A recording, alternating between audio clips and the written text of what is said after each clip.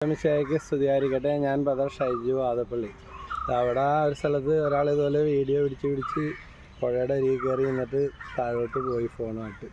അപ്പോൾ എന്നെ photo post ചെയ്ത് വരുമ്പോൾ താഴോട്ട് പോവുക അല്ലേ എന്നൊരു കഥ പറയാം. ബൈബിളിലെ ധൂർത്തപുത്രൻ്റെന് സമാനമായ ഒരു കഥ കേട്ടിട്ടുണ്ട്. അത് പ്രകാരമാണ് വീട്ടിൽ നിന്ന് ഓഹരിയെല്ലാം വാങ്ങി കൂട്ടുകാരെ കൂടെ ഇറങ്ങി പുറപ്പെട്ട് എല്ലാം ധൂർത്തടിച്ച് നശിപ്പിച്ച് കഴിഞ്ഞപ്പോൾ നാട്ടിലേക്ക് വരികയും വേണം, പക്ഷേ അപ്പൻ സ്വീകരിക്കുവാന്നറിയില്ല. അങ്ങനെ ഇവൻ തീരുമാനിക്കുകയാണ് അപ്പനൊരു എഴുത്ത് വിടാം. അങ്ങനെ എഴുത്തിൽ അപ്പനോട് മാപ്പൊക്കെ ചോദിച്ച് കയ്യിലുള്ളതെല്ലാം തീർന്നു. അപ്പൻ ഈ മകനെ സ്വീകരിക്കാൻ തയ്യാറാണെങ്കിൽ മടങ്ങി വന്നാൽ ഈ മകനോട് ക്ഷമിക്കുമെങ്കിൽ സ്വീകരിക്കുമെങ്കിൽ ഒരു കാര്യം ചെയ്യണം. വീടിൻ്റെ മുൻപിലുള്ള മാവുണ്ട്, ഒരു മരമുണ്ട്. ആ മരത്തിൽ ഒരു വെള്ളക്കൊടി ഇന്ന ദിവസം ഇന്ന ഡേറ്റിൽ വെച്ചിരിക്കണമെന്ന് പറഞ്ഞു. അപ്പോൾ വീടിൻ്റെ തൊട്ട് മുമ്പിലൂടെ ഒരു റെയിൽ കടന്നു പോകുന്നുണ്ട്.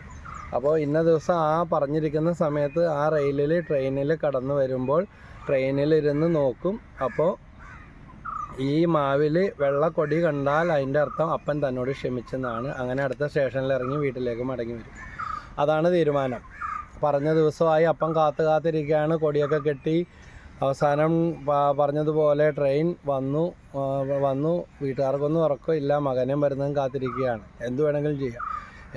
ഇവൻ ട്രെയിനിലിരുന്ന് നോക്കുമ്പോൾ കാണുന്നത് ഒരു കൊടിയല്ല, 1000 കൊടികളാണ്. മാവ് കാണുന്നില്ല, മാവ് നിറയെ കൊടികളാണ് തൂക്കിയിരിക്കുന്നത്. അങ്ങനെ വേഗം അടുത്ത സ്റ്റേഷനിൽ ഇറങ്ങി ഇവൻ വീട് ലക്ഷ്യമാക്കി വന്നു. അപ്പം ദൂരെ വെച്ച് തന്നെ കണ്ട് ഇവനെ കെട്ടിപ്പിടിച്ചു, മാറോട് ചേർത്ത് ചുംബിച്ചു, അവനെ സ്വീകരിച്ചു. ഒന്നും ചോദിച്ച് വിഷമിപ്പിച്ചില്ല. കാരണം ഇനിയും ഇവന് വിഷമം ഉണ്ടാകും. എല്ലാം സംഭവിച്ചത് വിഷമം തന്നെയാണ്.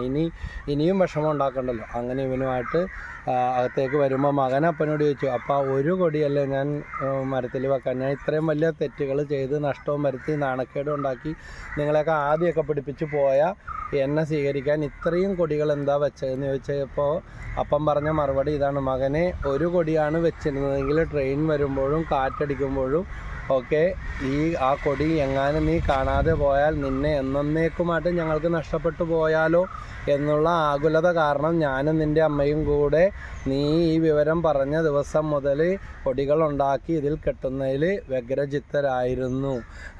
ആ കൊടിയേക്കാളും ഈ ചെയ്ത കാര്യത്തെക്കാൾ എല്ലാം വലുതാണ് നീ ഞങ്ങൾക്ക് അതിനു പകരമായി വെക്കാൻ ഒന്നുമില്ല. ഈ മകൻ പൊട്ടിക്കരഞ്ഞ് അപ്പനെ കെട്ടിപ്പിടിച്ച് അപ്പൻ്റെ കാല് പിടിച്ച് അപ്പനെ തുരുതുര അപ്പനെ അമ്മയും ചുംബിക്കുകയാണ്. യോഹന്നാൻ്റെ സുവിശേഷം 1-ാം അധ്യായം 12-ാം വാക്യത്തിൽ തിരുവചനം പഠിപ്പിക്കുന്നു: തന്നെ സ്വീകരിച്ചവർക്കെല്ലാം തൻ്റെ നാമത്തിൽ വിശ്വസിച്ചവർക്കെല്ലാം ദൈവ മക്കളാകാൻ അവൻ കഴിവ് നൽകി. ഇതാ ദൈവത്തിൻ്റെ നമ്മൾ എന്തെല്ലാം കുറവുകൾ, തെറ്റുകൾ, കുറ്റങ്ങൾ, പോരായ്മകളുണ്ടെങ്കിൽ ഏത് ജാതിയും ഏത് മതവും ആരായിരുന്നാലും ദൈവത്തിനായ യേശുവിനെ നമ്മുടെ പാപപരിഹാരാർത്ഥം പിതാവായ ദൈവം നൽകിക്കൊണ്ട് നമ്മുടെ പാപത്തിനുള്ള ശിക്ഷ യേശു തൻ്റെ കുരിശ് മരണത്തിലൂടെ ഏറ്റെടുത്ത് എന്നേക്കുമായി നമുക്ക് വേണ്ടി പരിഹാരം ചെയ്ത് കഴിഞ്ഞു. നമ്മളൊറ്റ കാര്യം ചെയ്താൽ മാത്രം മതി: യേശുവിൽ വിശ്വസിക്കുക. യേശുവിൻ്റെ പാപങ്ങളെല്ലാം ക്ഷമിച്ചു കഴിഞ്ഞു. ദൈവം തൻ്റെ പുത്രനെ എനിക്ക് വേണ്ടി പാപപരിഹാര ബലിയായിട്ട് വിട്ടുകൊടുത്തു. അങ്ങനെ വിശ്വസിക്കുക. ഇതിന് ബൈബിളിനുള്ളിലെ സുവർണ ലിഖിതം യോഹന്നാൻ 3:16: എന്തെന്നാൽ അവനിൽ വിശ്വസിക്കുന്ന ഒരുവനും നശിച്ചു പോകാതെ നിത്യജീവൻ പ്രാപിക്കുന്നതിന് വേണ്ടി തൻ്റെ ഏകജാതനെ നൽകുവാൻ തക്കവിധം ദൈവം നമ്മെ അത്രമാത്രം സ്നേഹിച്ചു. ഇതിൽ കൂടുതൽ വേറൊരു വാക്ക് ഇവിടെ പറയാനോ വിശേഷിപ്പിക്കാനോ ഇല്ല.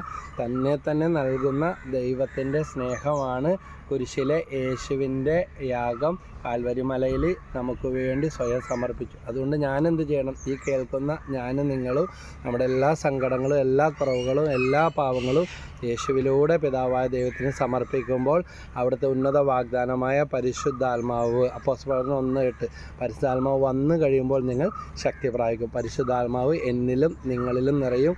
നമ്മുടെ ജീവിതം പുതുമയുള്ളതായി മാറും. പഴയതൊക്കെ വിട്ടുപോകും. ഇനി കുറ്റബോധത്തിലും വിഷമത്തിലും നീറണ്ട ഒരു പുതുപുത്തൻ മനുഷ്യനായിട്ട് ഉരുക്കി വാർക്കപ്പെട്ട, ഇങ്ങനൊരു പാട്ടിൻ്റെ വരികളുണ്ട്: ജീവിക്കും ദൈവത്തിനരൂപിയേ നവ്യമായി ഞങ്ങളിൽ വസിക്കണമേ, ഉരുക്കി എന്നെ നീ വാർത്തെടുക്കൂ എന്ന് പറയും. ഉരുക്കി മോൾഡ് ചെയ്തെടുക്കും.